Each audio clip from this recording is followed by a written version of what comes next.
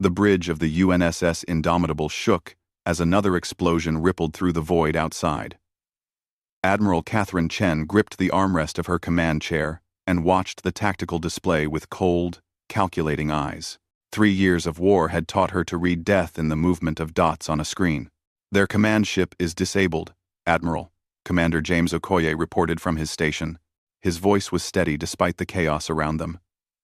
"The Korthax fleet is breaking formation. They're trying to retreat." Chen looked at the main view screen. The wreckage of hundreds of ships floated in a graveyard of metal and fire. Human ships. Alien ships. It didn't matter anymore. They were all just coffins now, drifting in the cold darkness near Neptune's orbit. The Battle of Neptune had been raging for 16 hours. 16 hours of hell. The Korthax Confederation had brought their full might to humanity's doorstep. Determined to finish what they started 3 years ago, when they attacked Earth's outer colonies without warning. They came to exterminate. They came to conquer. But humanity had other plans. "Admiral, we have firing solutions on their remaining capital ships," the weapons officer called out. Young Lieutenant Park looked exhausted, her uniform stained with sweat and blood from a minor injury. "We can finish them. We can end this, right now." Chen stood slowly. Her legs ached. Her whole body ached. She had not slept in 2 days. None of them had. She walked to the forward viewport and stared out at the carnage. The Korthax were reptilian creatures, standing nearly 8 feet tall with scales that ranged from deep green to midnight black. They were warriors by culture, conquerors by nature. When they first made contact with humanity, they saw only weak prey. Soft mammals who talked too much about peace and cooperation. They learned differently. The war had been brutal. Earth lost colonies on Titan, Ganymede, and Europa in the first 6 months. Millions died. Human forces were scattered, unprepared, outgunned. But humans adapted. They learned. They fought with a desperation that shocked the Korthax, who expected quick surrender. Now, 3 years later, humanity's combined fleet had finally pushed the enemy back. They had won. Barely. "How many ships do we have left?" Chen asked quietly. Okoye checked his display. 42 combat-capable vessels, Admiral. Another 19 are heavily damaged but stable. The rest. He didn't need to finish.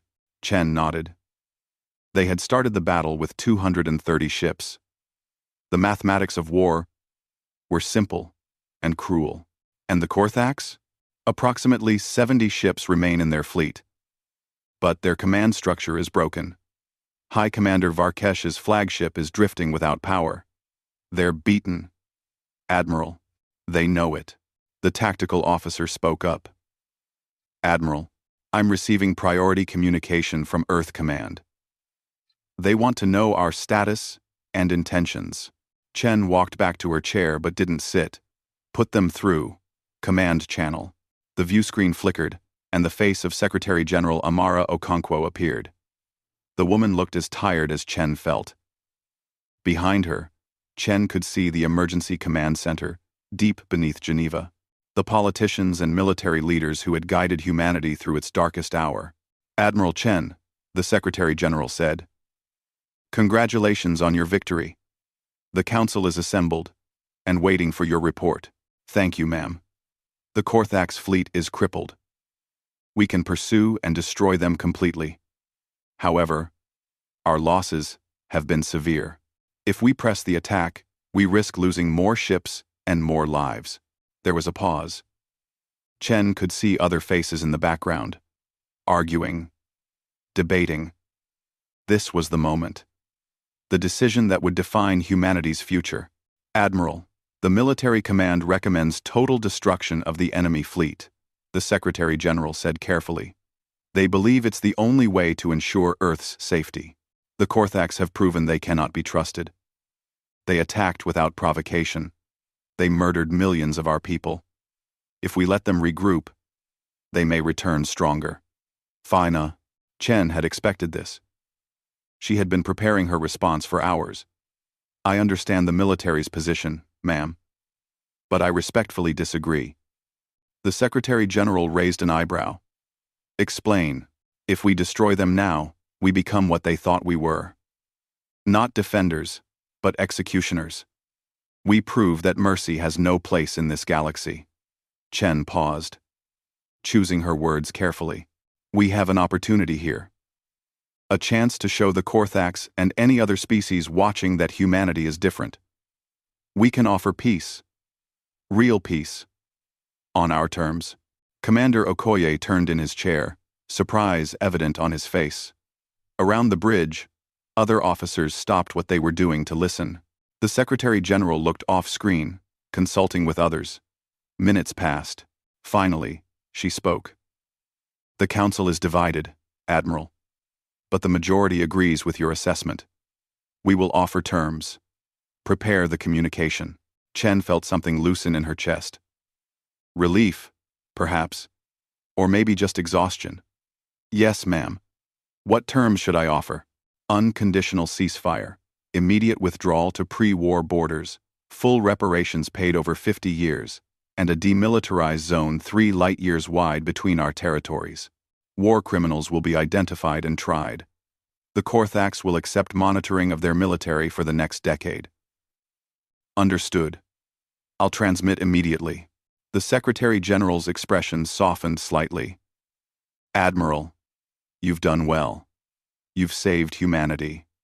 Now, let's see if we can do something harder. Let's see if we can build peace. Earth, command out. The screen went dark. Chen turned to her communications officer. Open a channel to the Korthax command ship. All frequencies. Make sure every ship in their fleet receives this. Channel open, Admiral. Chen took a deep breath. This is Admiral Catherine Chen of the United Nations Space Service, commanding the Earth Defense Fleet. To High Commander Varkesh and all Korthax forces. Your fleet is defeated. Your command ship is disabled. You have lost this battle and this war. However, humanity does not seek your extinction. We offer peace. Cease all hostile actions immediately.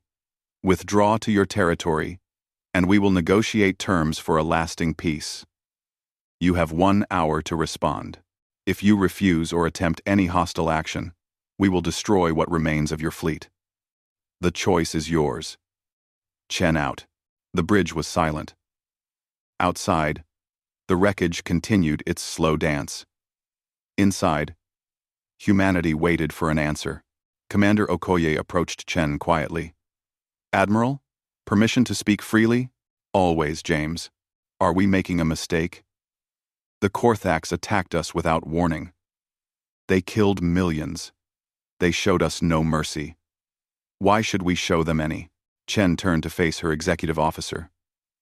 Okoye was a good man. A fine officer. He had lost his wife in the attack on Titan Station. His question deserved an honest answer. Because if we don't, we prove them right, Chen said softly. The Korthax think we're weak because we value life.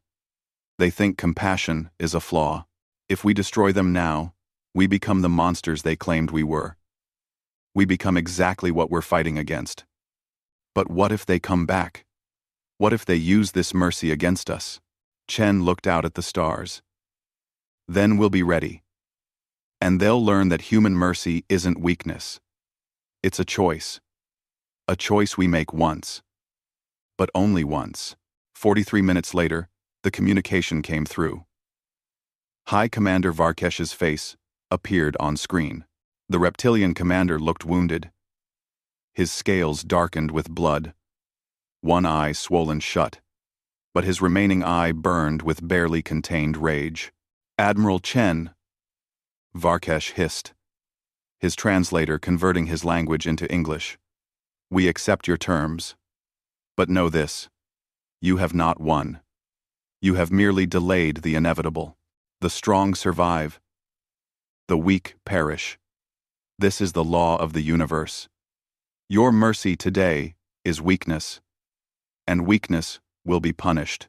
Chen kept her expression neutral. Perhaps, Commander, or Perhaps you'll learn that there are different kinds of strength. Safe, journey home. And think carefully about whether you want to test humanity's resolve again. Varkesh's screen went dark without another word. Over the next 3 days, the Korthax fleet limped away from human space. They took their dead with them, as much as they could recover. Human ships maintained a careful distance, weapons ready but not fired. The ceasefire held. Commander Okoye supervised the recovery operations from the Indomitable's bridge. They pulled survivors from damaged ships, both human and Korthax. The enemy wounded were treated with the same care as human casualties, then transferred to Korthax vessels for the journey home. "I don't understand them," Lieutenant Park said, as she watched a Korthax soldier being carried to the medical bay. "We're helping them, and they look at us with such hate." Okoye nodded slowly. "They don't understand mercy, Lieutenant. Not yet. Maybe not ever. But we'll show them anyway. Because that's who we are." Admiral Chen stood in her quarters that night, looking at a picture on her desk. Her daughter, Sarah, age 7. She hadn't seen her in 3 years. The picture was taken on Earth, before the war, before everything changed. Sarah would be 10 now. Growing up in a world at war, Chen had fought for 3 years to protect that little girl and billions like her. She had ordered thousands to their deaths to save billions more. She had made choices that would haunt her dreams forever. But she had also chosen mercy when she could have chosen vengeance. She hoped it was the right choice. On the bridge, Commander Okoye watched the last Korthax ship disappear into FTL. He turned to the night shift crew. "Stand down from battle stations, maintain defensive posture, set course for Mars orbit. It's time to go home." The crew cheered. Some cried. Others just sat in stunned silence, unable to believe it was finally over. The war had ended. Peace had begun. But on a distant world, in a massive war chamber filled with Korthax military commanders, High Commander Varkesh stood before the Grand Council. His wounds had been treated, but his pride remained damaged. "They humiliated us," Varkesh growled to the assembled leaders. "They defeated us, and then offered mercy like we were children to be pitied." The Grand Commander, an ancient Korthax with scars covering his entire body, leaned forward. "What do you recommend, Varkesh?" "We accept their peace. We pay their reparations. We withdraw to our borders." Varkesh's eyes glowed with cold hatred. "And then we rebuild. We study them. We learn their weaknesses. And in 10 years, when they have grown comfortable and soft, when they believe their mercy was wisdom, we return. And we show them what the strong do to the weak." The council chamber filled with hissing approval. The Korthax way was the warrior's way. Defeat was temporary. Revenge was eternal. 10 years. The Grand Commander agreed. "We will give them 10 years of peace. Let them think they have won. Let them think their mercy has changed us. And then, we will show them the truth. Peace is for the weak. War is for the strong. And we will be stronger." Varkesh bowed deeply. In 10 years, their mercy will be their doom. Far away, on Earth, Admiral Chen stood before a memorial being constructed in Geneva. Thousands of names were being carved into black stone. The dead, from 3 years of war. She placed her hand on the cold surface and closed her eyes. "We gave them peace," she whispered. "Please let it be enough." But deep in her heart, in the place where instinct lived beyond reason, Catherine Chen knew the truth. She had been a soldier too long to believe in lasting peace with an enemy who valued only strength. The war was over, but the peace was just beginning. And peace, she had learned, could be more dangerous than any battle. Year 2. After the war, Commander James Okoye stood on the observation deck of the new Mars Colony Administration building and watched children play in the reconstructed central dome. Their laughter echoed through the artificial atmosphere, a sound that had been absent for too long. The dome had been destroyed during the war when Korthax raiders attacked the colony. 3,000 people died that day. Okoye's wife, Amara, had been one of them. She was a hydroponics engineer, working in the lower levels when the attack came. They never found her body. Now, 2 years later, Mars was alive again. The domes were rebuilt, stronger than before. Families had returned. Children played. Life continued, as it always did, even after tragedy. Commander Okoye? A young voice interrupted his thoughts. He turned to see a girl, maybe 9 years old, with dark skin and curious eyes. She held a data pad and looked nervous. Yes? I'm writing a report for school about the war. My teacher said you were here during the attack. Can I ask you some questions? Okoye smiled gently. He had done dozens of these interviews. The children needed to understand what happened. They needed to know why their world had changed.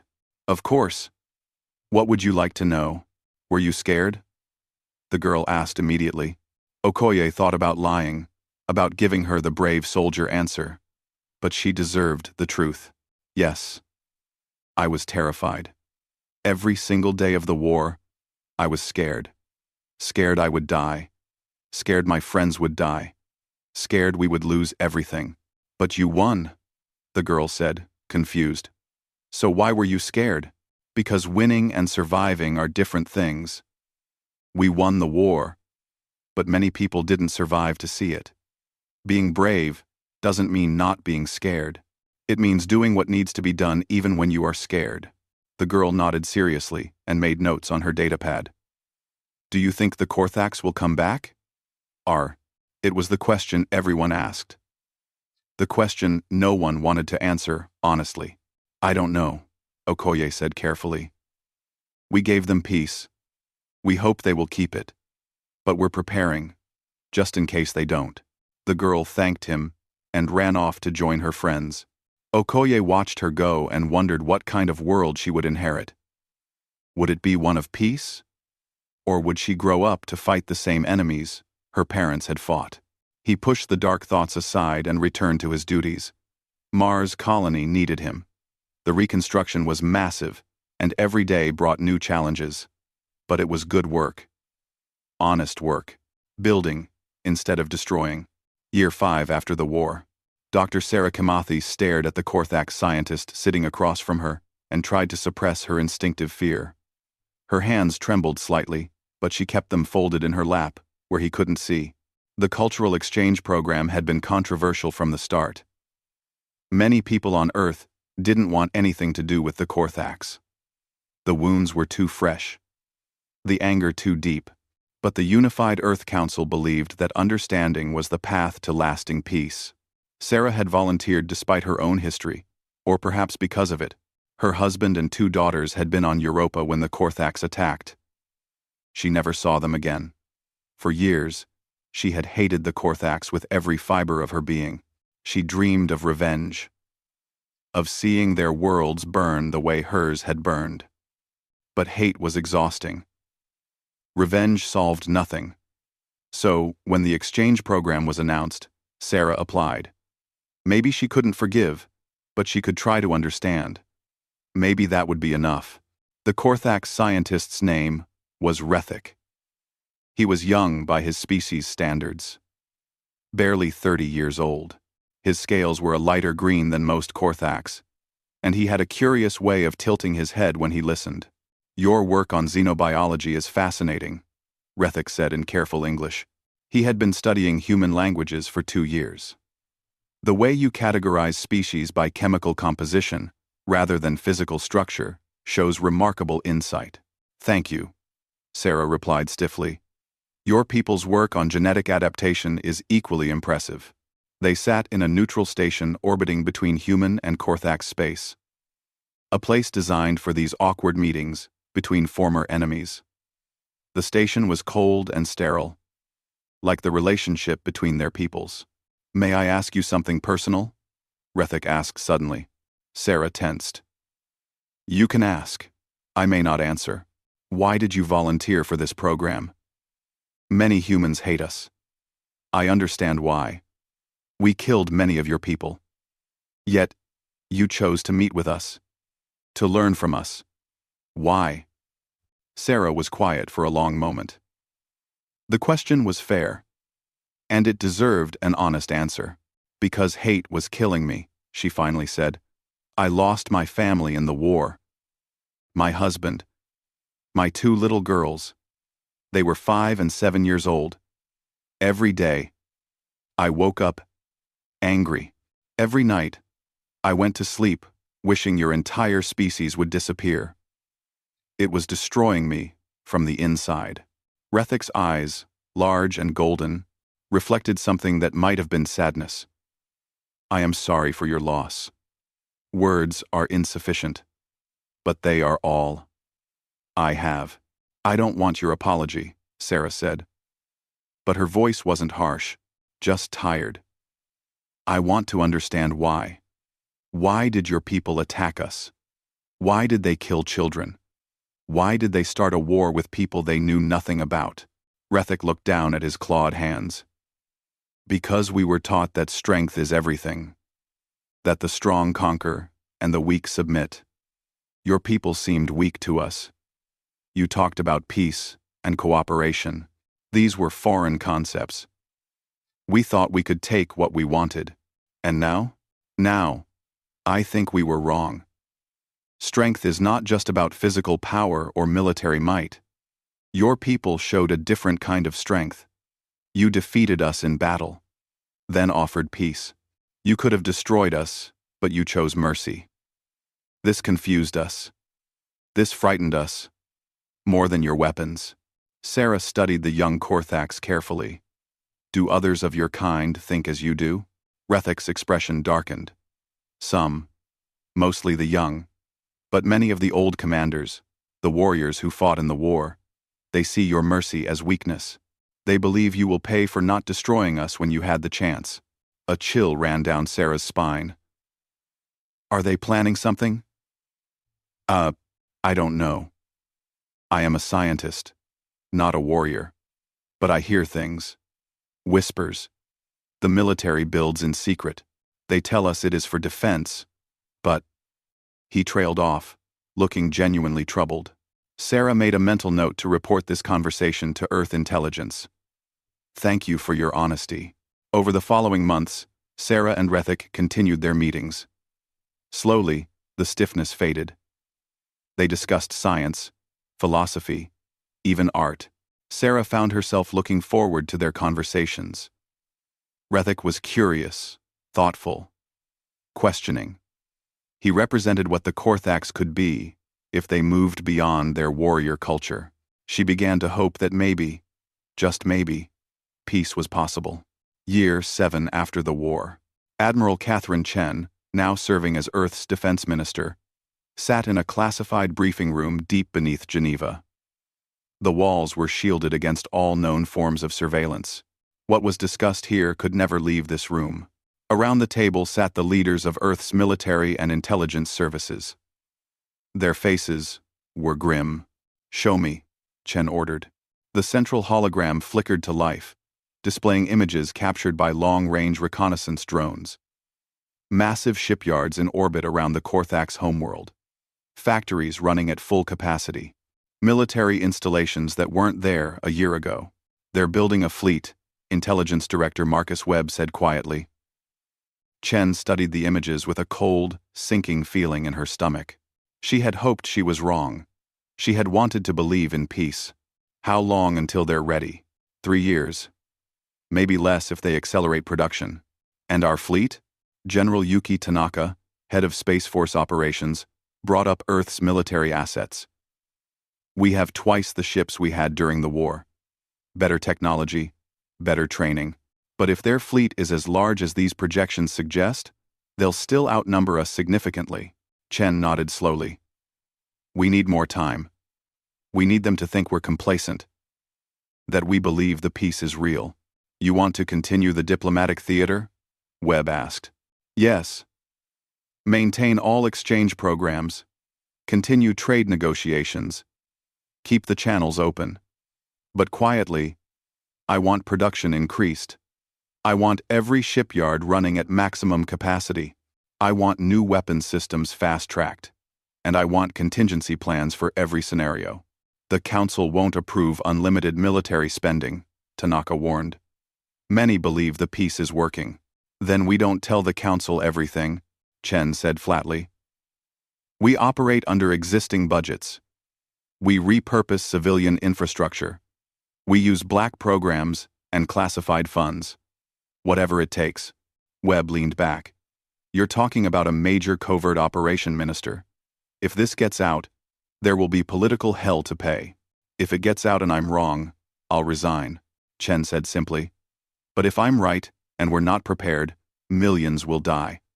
I'd rather lose my career than lose Earth. The room was silent. Finally, Tanaka spoke.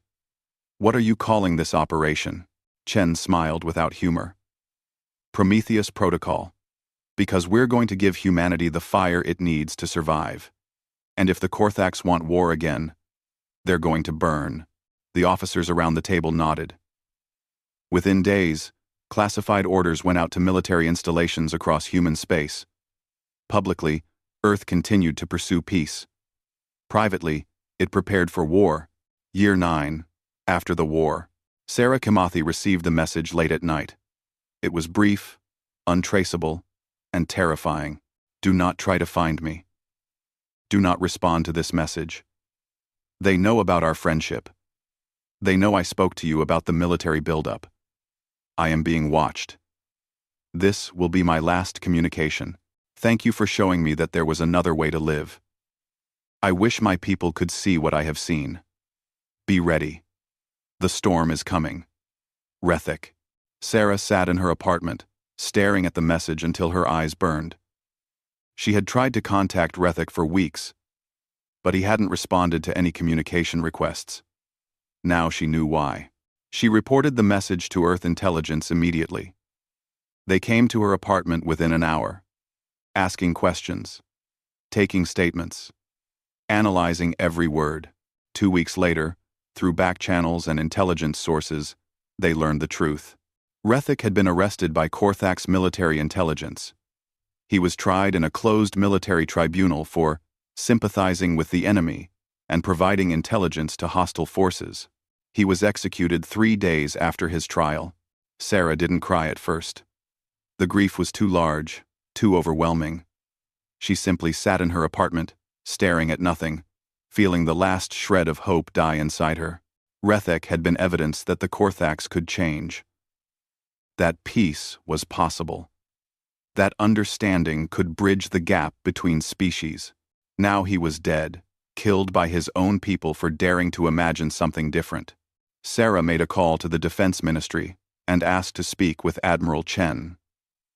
It took 2 days, but eventually, the call was returned. Dr. Kimathi, Chen said, her face appearing on the screen. I heard about Rethik. I'm sorry. Don't be sorry, Sarah said, and her voice was hard. Just be ready, because they're coming.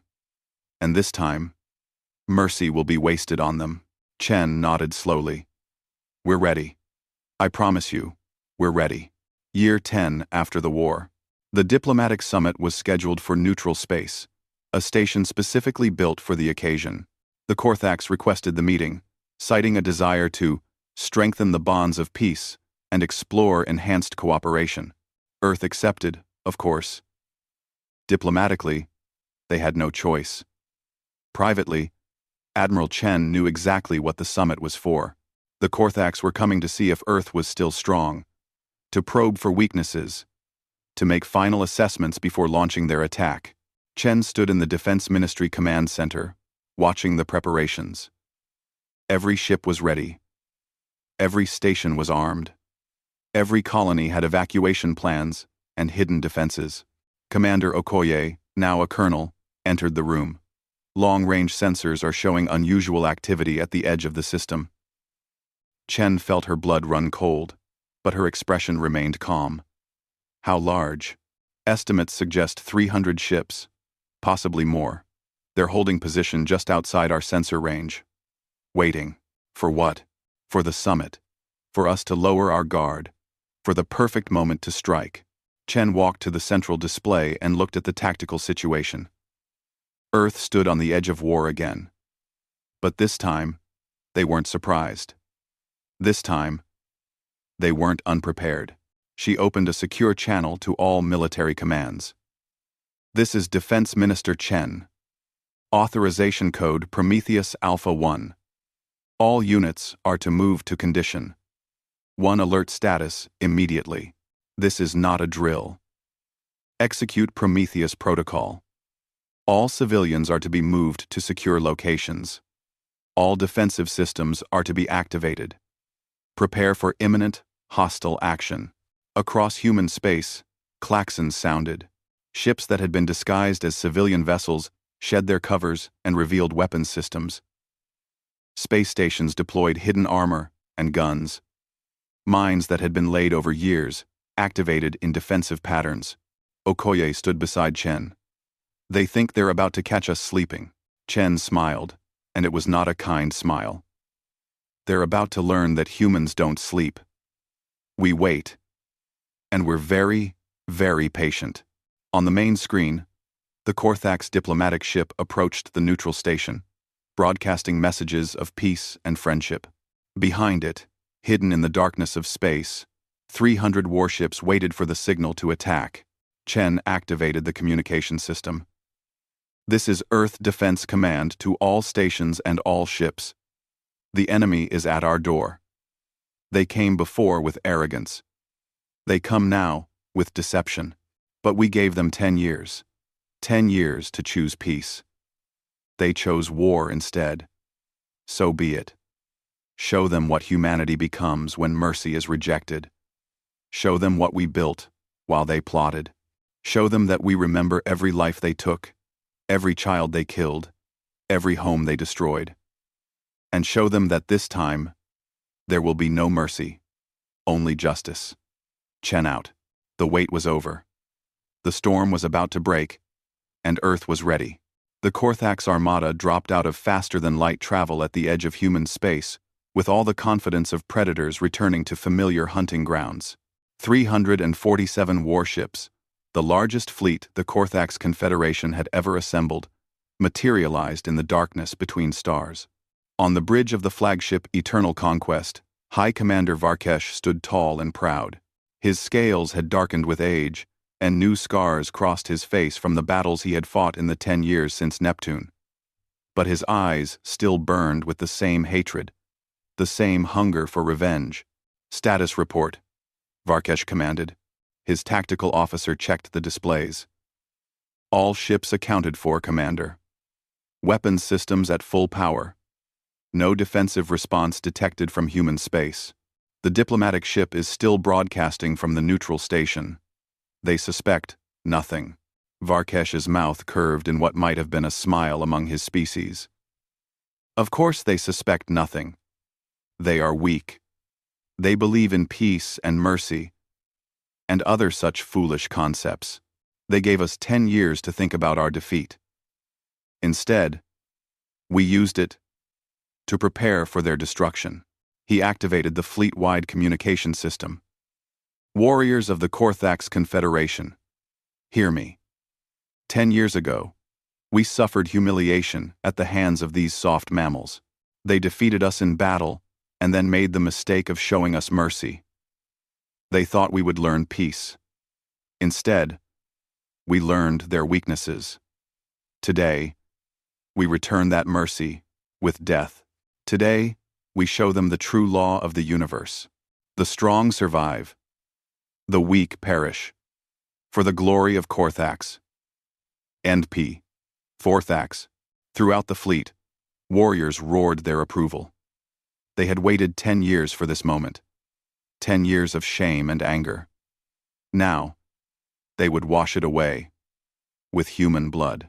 Set course for their outer colonies, Varkesh ordered. We will start with Titan Station. It is lightly defended. Primarily a civilian mining operation. We will crush it quickly and use the momentum to push inward to Earth itself. By the time they organize a defense, we will be at their homeworld. The armada moved forward, a wall of death sliding through the black. They reached Titan Station 6 hours later. The station orbited Saturn's largest moon, a massive structure of metal and glass that processed ice from Titan's surface into water and oxygen for the colonies.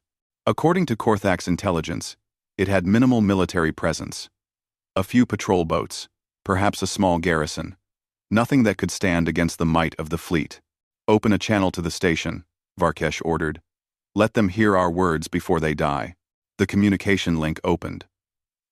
Varkesh's face appeared on every screen throughout Titan Station.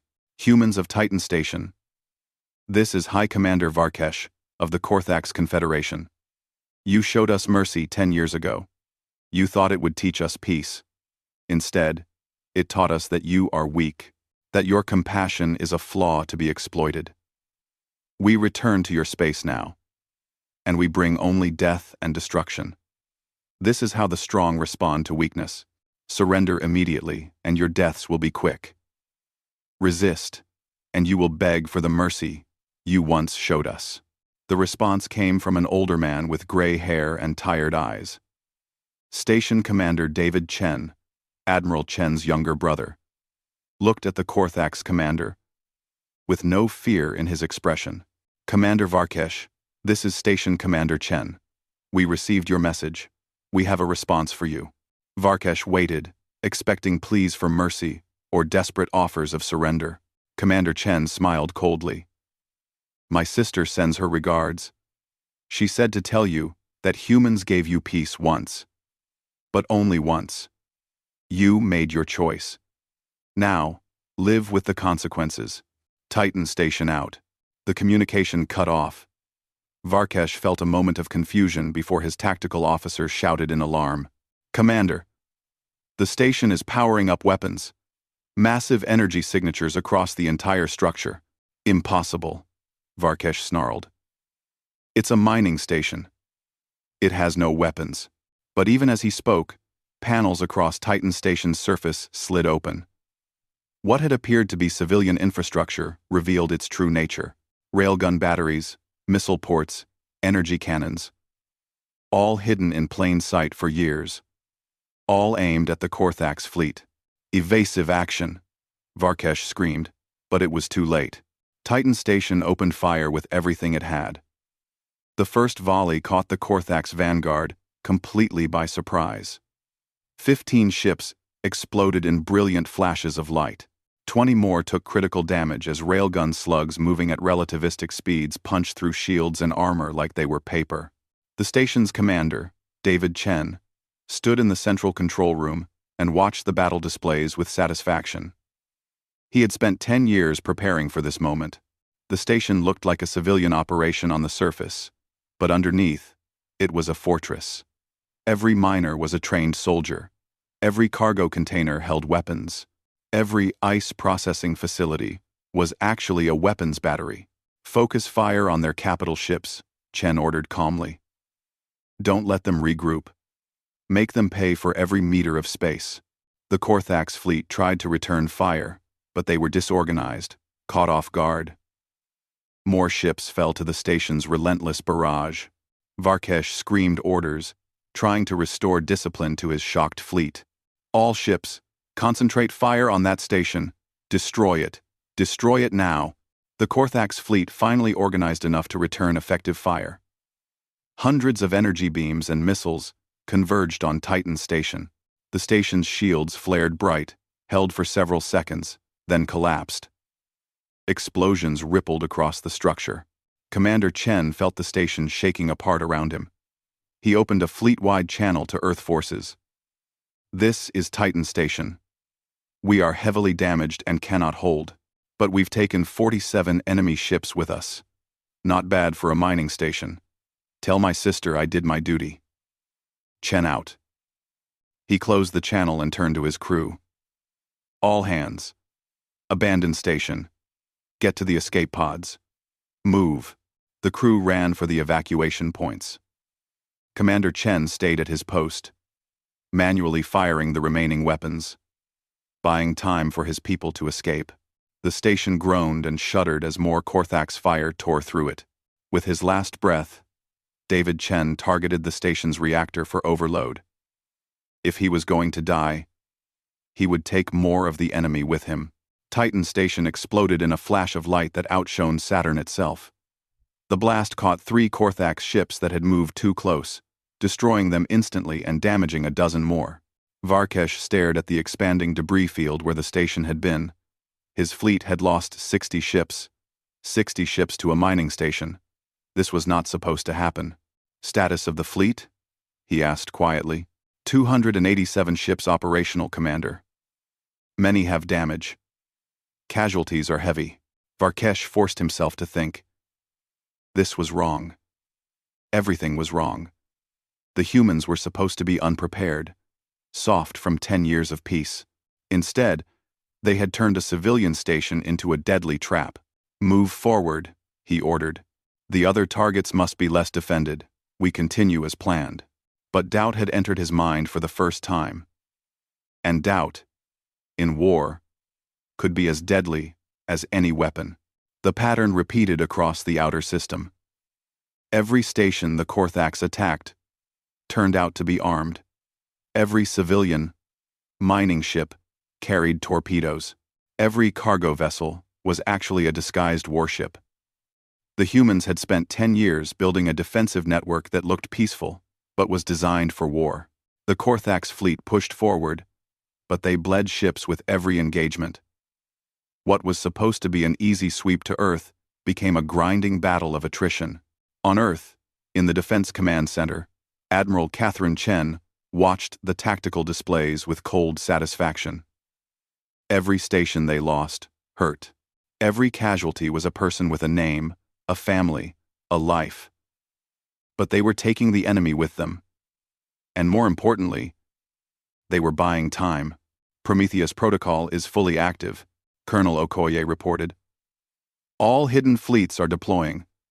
The shipyards have released the reserve forces. We have 412 ships moving to intercept the enemy. Chen nodded. Where will we meet them? Current projections suggest the Jupiter orbital space. They'll reach there in 18 hours. Our fleet can be in position in 16. Good. Send the order. All ships are to converge on Jupiter. We end this there. Around her, the command center buzzed with activity. Officers coordinated fleet movements, communicated with civilian authorities, managed the logistics of war. This was what they had prepared for. This was why she had spent 10 years building weapons while pretending to pursue peace. On screen, a communication request came through from the Korthax flagship. Varkesh's face appeared, and Chen allowed herself a small smile of recognition. He looked older, angrier, but it was the same reptilian commander who had surrendered 10 years ago. Admiral Chen, Varkesh hissed, you deceived us. You claimed to want peace while you prepared for war. No, Commander, Chen replied calmly. We gave you peace. We offered it genuinely. You're the one who chose war. We simply prepared for the choice you would make. Because unlike you, we learn from our mistakes. You have lost many stations, many lives. Surrender now, and we will show mercy. Chen laughed, and it was a harsh, bitter sound. You don't understand mercy, Commander. You think it means weakness. But mercy is a choice, and we made it once. When you returned with an armada, you showed us that mercy was wasted on your kind. So we won't make that mistake again. Then you will die, Varkesh promised.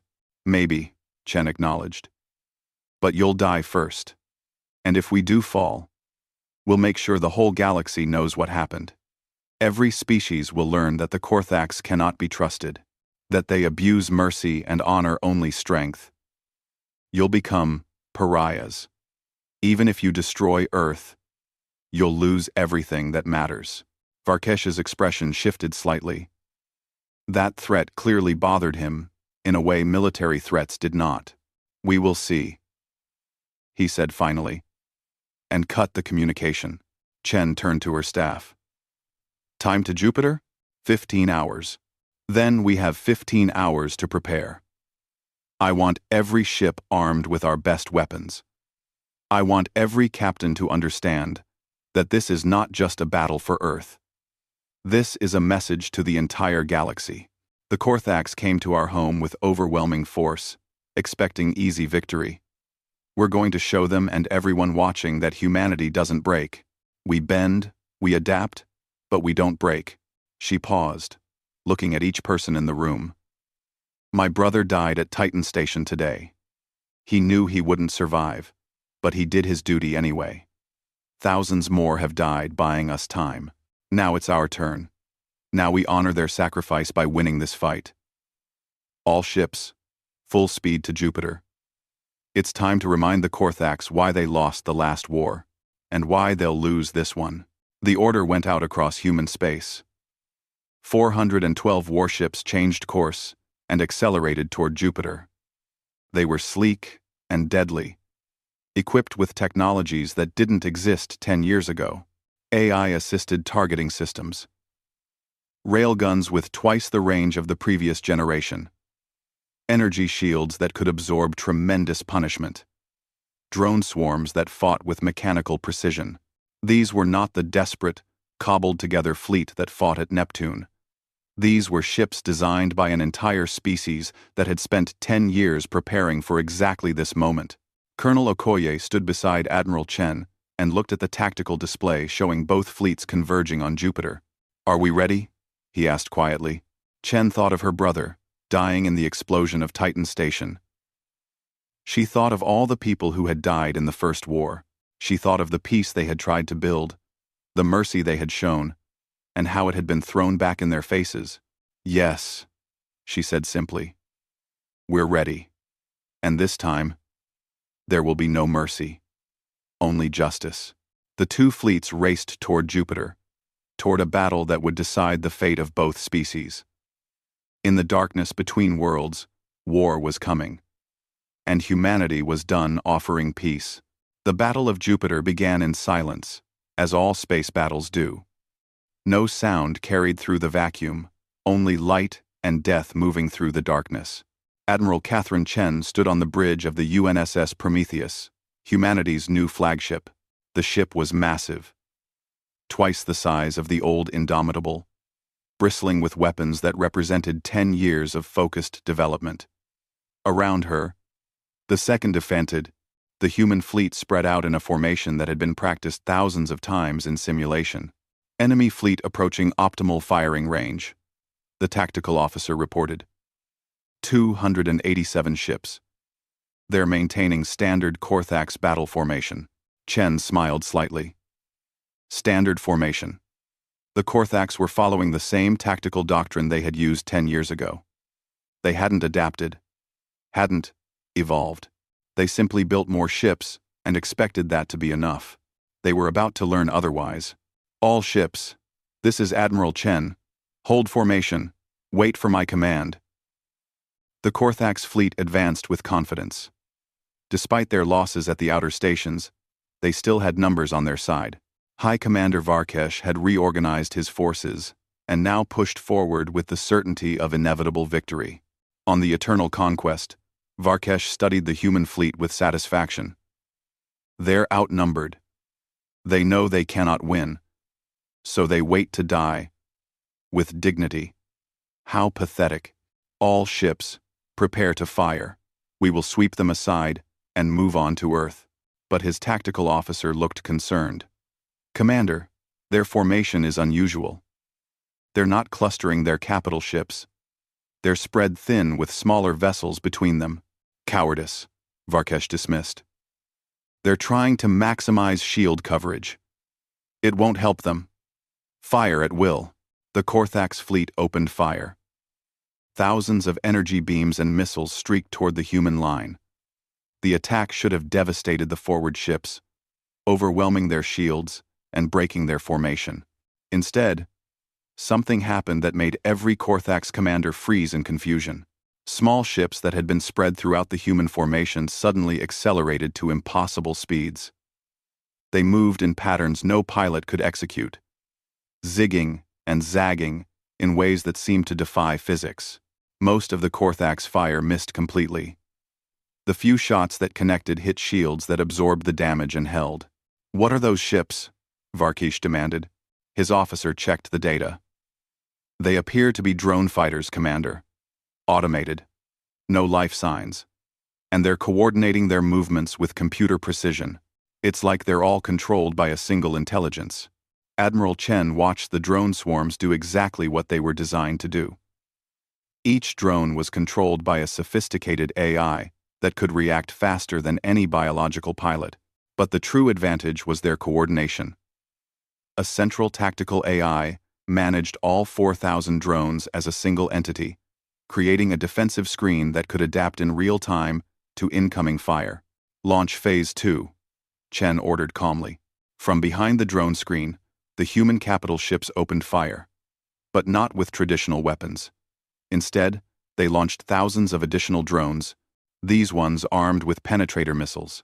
The missile drones accelerated to incredible speeds and dove into the Korthax formation.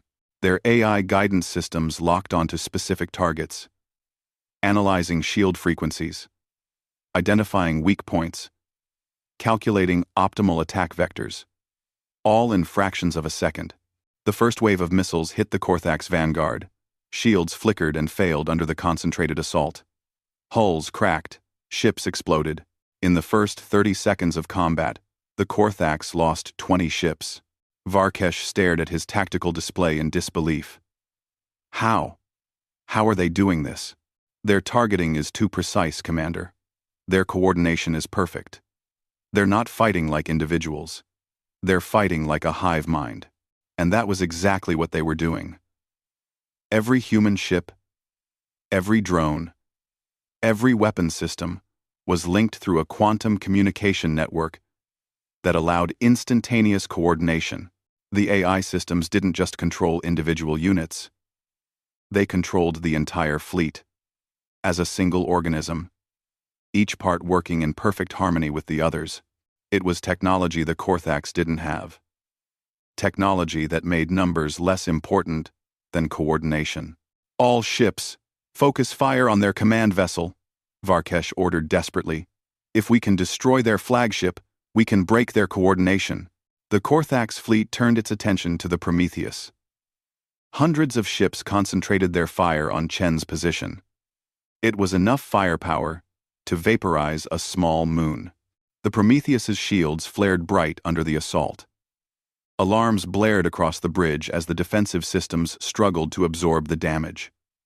But before the shields could fail, something unexpected happened.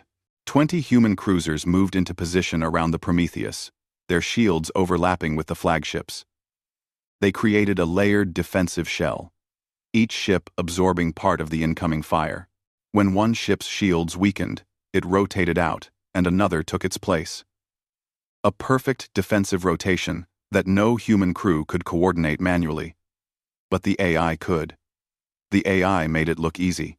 Shields holding at 60%, the defensive officer reported. The rotation protocol is working perfectly. Chen nodded. Target their command ship.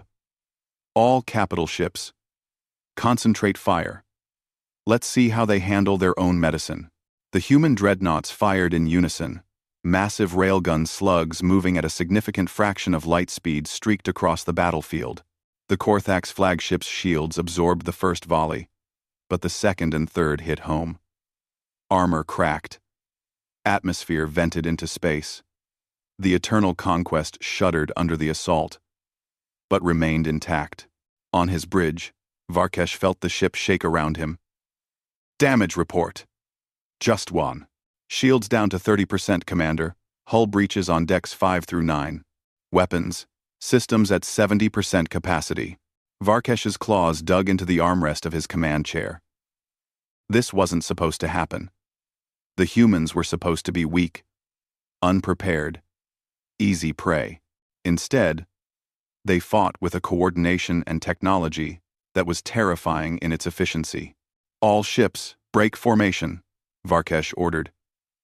Engage in individual combat. Don't give them large targets. But breaking formation was exactly what the human AI had been waiting for. As the Korthax ships scattered, the human fleet adapted instantly. The drones swarmed, picking off isolated targets. The capital ships focused their fire on groups of enemy vessels, overwhelming their defenses. It became a slaughter. Admiral Chen watched the tactical display with no satisfaction, only cold determination. Okoye. Prepare boarding teams. I want prisoners. I want intelligence. We need to know if there are more fleets coming. Colonel James Okoye, commanding the Marine contingent, nodded sharply. Target? Their command ship. Varkesh is on that vessel. I want him alive, if possible. Okoye grinned fiercely. Understood, Admiral. Assault teams. You heard the Admiral. We're going to board the enemy flagship. Non-lethal weapons where possible, but protect yourselves first. Move out. The human assault ships were small, fast, and heavily armored. They launched from the Prometheus and dove toward the crippled Eternal Conquest, dodging defensive fire with the same AI-assisted precision that guided everything else in the human fleet. They latched onto the Korthax flagship's hull and burned through with cutting lasers. Marines in powered armor poured into the ship, moving with tactical precision that came from years of training and real-time AI coordination through their helmet systems. The Korthax crew fought back desperately. They were warriors by culture, and they wouldn't surrender easily.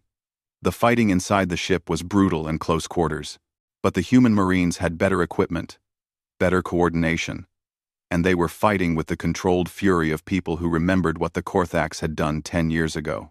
Colonel Okoye led his team toward the bridge. They fought through corridor after corridor, clearing each section with efficient violence. His helmet AI highlighted enemies, tracked ammunition, coordinated with other teams. It was like fighting with a perfect tactical awareness that would have been impossible before. They reached the bridge to find it heavily defended. Varkesh had pulled his personal guard back to make a last stand. 20 of the Korthax's best warriors, armed with energy weapons and close combat claws that could tear through metal. Suppression fire, Okoye ordered.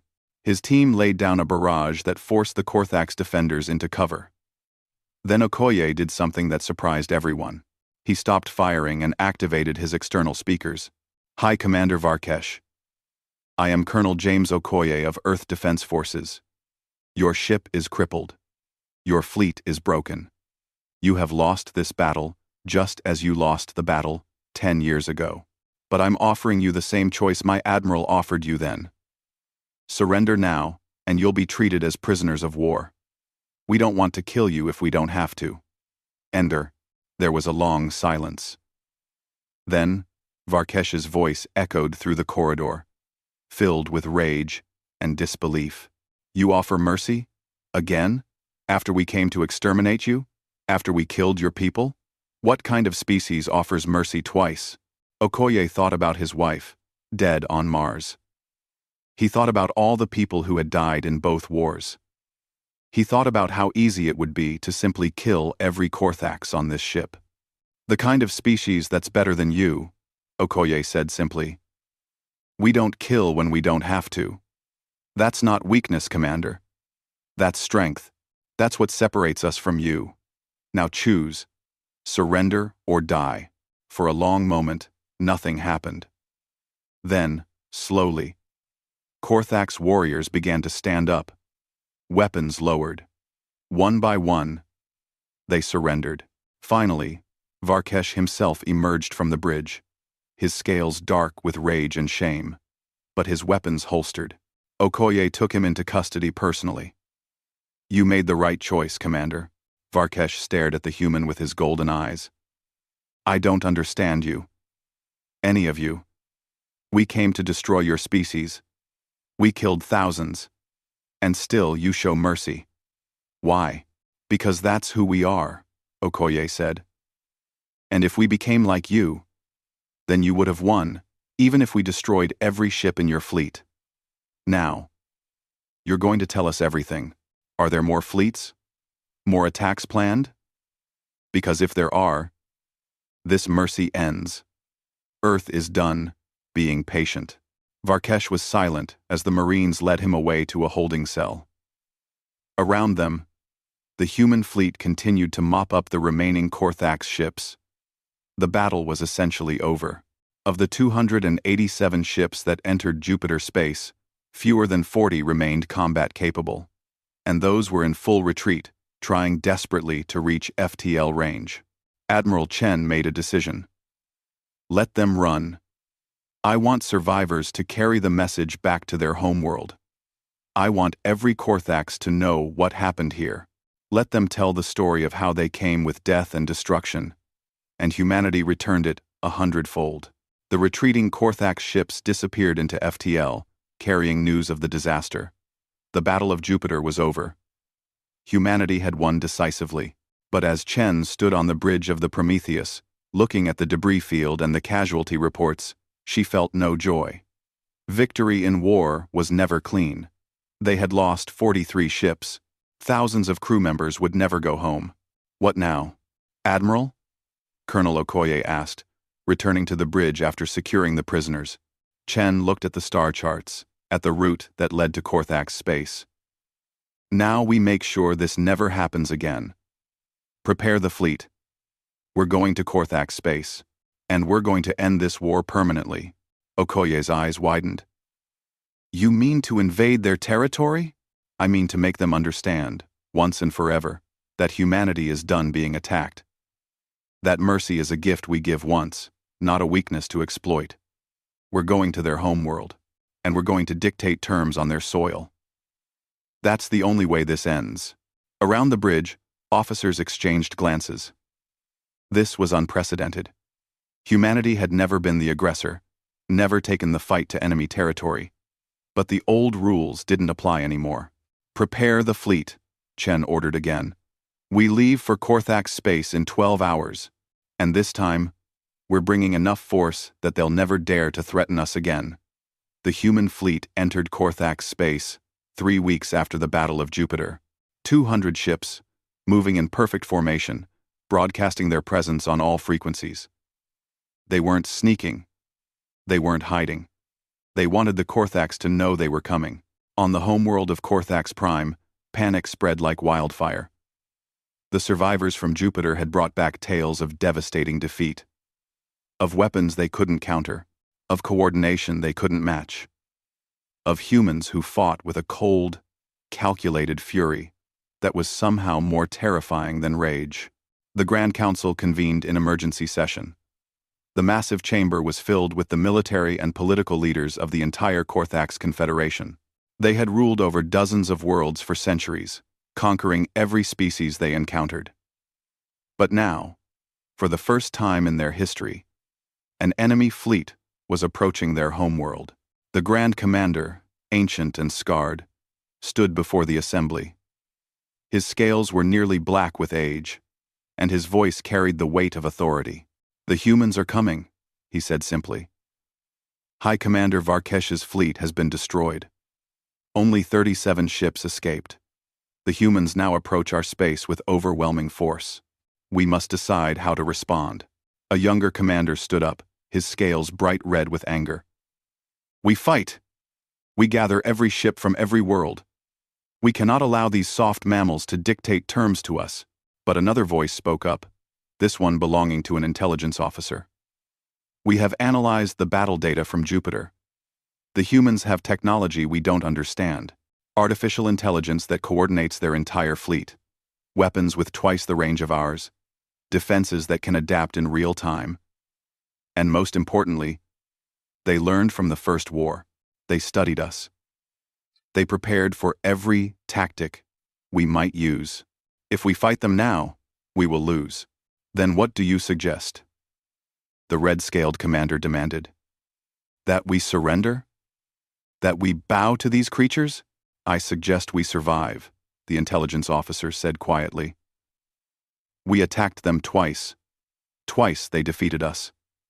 If we attack again, they may not show mercy a third time.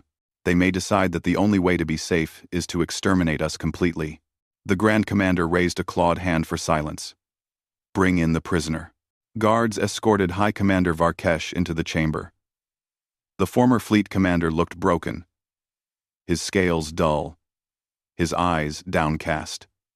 He had been returned to Korthax space by the humans as a gesture, or perhaps as a warning. Tell the council what you told me, the Grand Commander ordered. Varkesh spoke quietly, his voice lacking its usual arrogance. They could have killed me. All of us. They boarded my flagship and had us at their mercy. But they chose to take prisoners instead. They treated our wounded. They even gave us enough supplies to make the journey home. And Admiral Chen sent a message with me. What message? The Grand Commander asked. Varkesh looked up, and his eyes held something the Korthax rarely felt. Fear. She said that humanity has shown mercy twice. Once after the first war, and once after the second. But there will not be a third time. She said that if we ever threaten Earth again, if we ever attack human colonies, if we ever show aggression toward any human ship, they will not show mercy. They will show extinction. And she said to tell you that every species in the galaxy will be watching what happens next, that how you respond will determine whether the Korthax survive as a species or disappear into history. The chamber fell silent.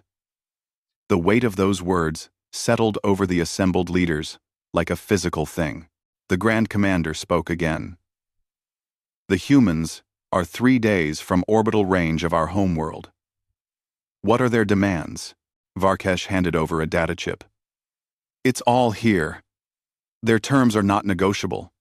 7, Sig, Sig, Sig, Asway, Dadago. The Grand Commander read through the terms, his expression growing darker with each line. But there was something else in his eyes, too. Not just anger, understanding, perhaps even respect. These terms are harsh, he said finally. But they are not extinction. They offer us a path forward. A humiliating path, but a path nonetheless. The red-scaled commander stood again. We cannot accept this. It is better to die with honor than live in shame. The Grand Commander's eyes flashed. You speak of honor? We attacked a peaceful species twice without provocation. We killed their civilians. We broke a treaty we agreed to. Where is the honor in that? The humans showed us mercy when they could have destroyed us. They showed us mercy again when they could have executed all the prisoners from Jupiter. And still, some of you speak of fighting them. This is not honor. This is stupidity. He stood to his full height, his voice carrying throughout the chamber. I have seen 200 cycles of war. I have conquered 17 species. And I tell you now, the humans are unlike any species we have ever encountered. They are not weak because they show mercy. They are strong enough to choose mercy, but they are also strong enough to destroy us if we force their hand. The question is not whether we can fight them. The question is whether we want to survive. The debate raged for hours. But in the end, the decision was inevitable. The Korthax had no choice. They would accept Earth's terms. When the human fleet arrived at Korthax Prime, they found no defensive formations waiting for them. Instead, they received a transmission requesting a meeting. Admiral Chen agreed. The meeting took place on a neutral transport between the human fleet and Korthax Prime. Admiral Chen arrived with Colonel Okoye and a small security detail. The Korthax sent their Grand Commander and a diplomatic team. The two groups faced each other across a conference table. For a long moment, no one spoke. The Grand Commander studied Admiral Chen with his ancient eyes. You could destroy our homeworld, he said finally. Your fleet is in position. We could not stop you. Yet you offer terms instead. Why? Chen leaned forward slightly. Because destruction is easy, Grand Commander. Any species can kill.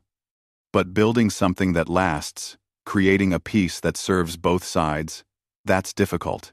That requires strength of a different kind. Your terms are harsh.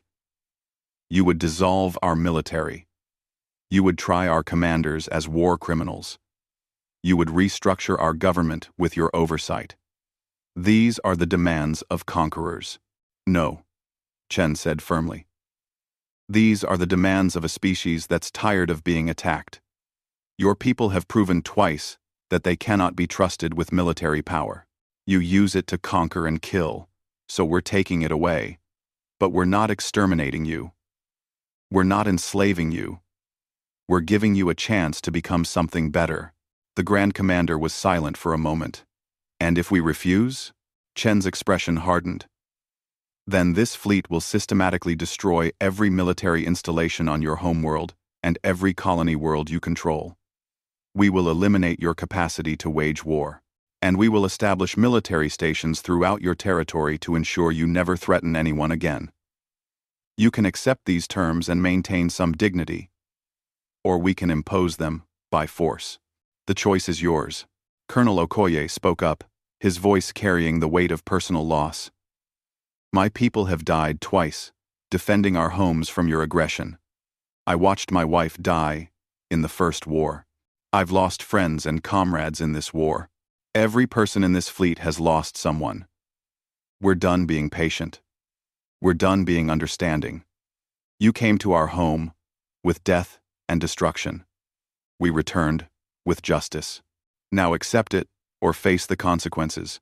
The Grand Commander looked at his advisors, then back at the humans. Finally, he stood and gave what passed for a bow among his species. "We accept your terms. The Korthax Confederation surrenders unconditionally. We will comply with all requirements.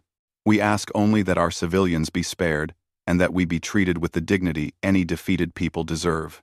Chen stood as well. "You will be treated fairly and according to the laws of war. Civilians will not be harmed. Those who committed war crimes will face justice, but those who were simply following orders will be allowed to return home. We're not here for revenge, Grand Commander. We're here to ensure this never happens again." The formal surrender was signed 3 days later. The Korthax military was dissolved. War criminals were identified and placed in custody. A human administrative presence was established to oversee the transition to a new government structure. High Commander Varkesh was tried for war crimes. The evidence was overwhelming. He had ordered attacks on civilian targets. He had refused to take prisoners. He had violated the terms of the first peace treaty with full knowledge and intention. He was found guilty and sentenced to life imprisonment. As the verdict was read, Varkesh spoke his last words as a free being. "You may have won this war, humans. But you have not changed what we are. Warriors do not become peaceful farmers simply because you wish it. The Korthax will remember. And someday, somehow, we will rise again." Admiral Chen was present at the trial. She looked at Varkesh with something like pity. "Perhaps you're right," she said. "Perhaps your people will never truly embrace peace, but your grandchildren might. Or their grandchildren. We're not trying to change you, Commander. We're trying to give the next generation a choice. Something you never gave them. Now you'll spend the rest of your life thinking about that." Years passed. The Korthax territory was transformed. The military infrastructure was dismantled and converted to civilian use. Weapons factories became manufacturing centers. Warships were scrapped, and the materials used to build hospitals and schools. It wasn't easy. Many Korthax resented the human presence. Dr. Sarah Kimathi returned to Korthax space. She had sworn she would never see another Korthax after Rethek's death. But when the call came for volunteers to help with the transition, she couldn't refuse. She established an educational exchange program and named it the Rethek Institute, in honor of the young scientist who had died for daring to imagine peace. The first students were angry, resentful Korthax youth who saw the program as indoctrination. But Sarah didn't try to make them love humanity. She simply taught them that there were alternatives to violence. That strength could come from knowledge, from cooperation, from building instead of destroying. One day, 5 years after the war ended, a young Korthax female approached her after class. "Dr. Kimathi, I wanted to ask you something." "Of course. Why did you come here? After what we did to your people? After what we did to your family?" Sarah was quiet for a moment. She thought about her husband and daughters, gone for 15 years now. The pain never truly went away. but it had changed into something she could carry. "I came here because someone has to break the cycle," Sarah said. "Your people killed mine. My people killed yours. That could go on forever. Each generation seeking revenge for the last. Or we can decide that it ends here. That we choose something different. I can't bring back my family. But maybe I can help make sure other families don't have to go through what I went through." The young Korthax looked at her with something like wonder. "You, humans, are strange. But maybe that's not a bad thing." Sarah smiled. "No, maybe it's not." Colonel James Okoye retired from the military and returned to Mars. The colony had grown in the years since the war. The domes were larger. The population had tripled. Children played in parks that had been battlefields. He stood at a memorial one day, looking at the names carved in stone. His wife's name was there, along with thousands of others. So many dead, but also so many living. The children he watched playing would grow up in a galaxy where humanity had proven itself. Not as conquerors, but as something rarer. As people who could win wars, but chose peace when possible. A teenager approached him, maybe 16 years old. "Sir, are you Colonel Okoye?" "I am, or I was. Just call me James now. I'm writing a report for school about the wars. Can I ask you something?" Okoye smiled. "Was it worth it? All the fighting, all the death. Did it change anything?" Okoye looked at the memorial, then at the thriving colony around them. "Yes. It changed everything. We proved that humans don't have to be victims, that we can defend ourselves when necessary. But we also proved that we don't have to become monsters to survive. We can be strong and merciful. We can win and still offer peace. That's the legacy of those wars. That's what all these people died to protect." The teenager nodded thoughtfully and walked away. Okoye watched him go and thought about the future. The galaxy had learned something important. Humanity was not to be trifled with. But more importantly, humanity offered something different. A path that wasn't just about survival or conquest. A path that balanced strength with compassion. Admiral Catherine Chen stood before the memorial wall in Geneva 10 years after the Second War ended. 20 years since the first shot was fired. She was older now, her hair gray, her face lined with the weight of command. She had retired from active duty, but remained as an advisor to the Earth Defense Council. The wall bore tens of thousands of names. Her brother, David, was there. So many others. Friends, comrades, strangers she never met, but who died under her command. She touched the engraving at the base of the memorial. New words had been added after the Second War. "We gave you peace. You returned with death. We returned with justice." It was the truth. Simple and stark. A young officer approached her, recently graduated from the academy. "Admiral Chen, I wanted to thank you. My grandparents survived the First War because of decisions you made. I exist because you chose mercy when you could have chosen vengeance." Chen smiled softly. "Thank you. But mercy isn't weakness. Never forget that. We showed mercy because we were strong enough to choose it. And when that mercy was rejected, we were strong enough to enforce peace. Both are necessary." "Yes, ma'am." Chen looked at the young officer, so eager and idealistic. "Tell me something. What do they teach about the wars now? How do they explain what happened?" The officer thought for a moment. "They teach us that humanity faced a choice. We could become victims, or we could become monsters. Instead, we became something else. We became people who fight when we must, but who always try to build something better afterward. They say, that's what makes us human." Chen nodded slowly. "That's a good lesson. Remember it when you face your own difficult choices, and you will face them. Peace is never permanent. It has to be maintained, protected, sometimes fought for. But it's always worth the effort." Across the galaxy, Other species watched and learned. The story of humanity and the Korthax spread. It became a cautionary tale for aggressive species and a source of hope for peaceful ones. A phrase entered common usage in galactic trade languages. When someone spoke of conflict resolution, of showing mercy, of choosing peace over vengeance, they would say, "Remember the humans," because humanity had done something rare in galactic history. They had won decisively, twice, against an implacable enemy. They could have exterminated the Korthax. They could have enslaved them. Instead, they offered a path to coexistence. Harsh, yes. Demanding, certainly. But a path, nonetheless. And the Korthax, grudgingly at first but more willingly as time passed, took that path. The warrior culture didn't disappear overnight. But it changed.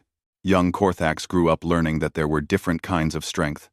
That building could be as challenging as destroying. That cooperation could achieve things conquest never could.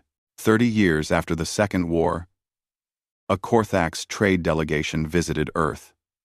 They came to negotiate economic partnerships, to establish cultural exchanges, to discuss scientific collaboration.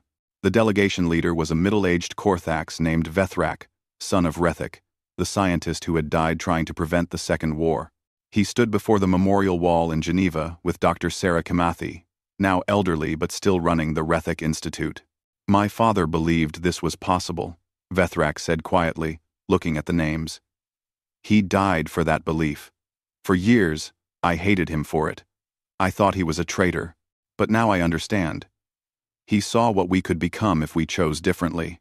Sarah placed a hand on his shoulder. "Your father was brave. Braver than most soldiers. It takes more courage to stand against your own culture than to follow it. I teach my children about him now," Vethrak said. "And about humans. I tell them that humans are the only species I know who are equally dangerous when they show mercy and when they seek vengeance. The trick is never making them choose the latter." Sarah smiled. "That's the truest thing anyone's ever said about us." They stood together in silence, human and Korthax, before a memorial to the dead of 2 wars. The wars were over. The peace was holding. And slowly, painfully, 2 species were learning to coexist. It wasn't perfect. There were still tensions, still resentments, still those on both sides who couldn't forgive or forget. But it was peace. Built not on trust, which came slowly, but on mutual respect. The Korthax respected human strength. Humans respected Korthax determination to rebuild. And in that respect, in that hard-won understanding, something new was growing. Not friendship, perhaps. Not yet. But the possibility of friendship. The foundation of something better.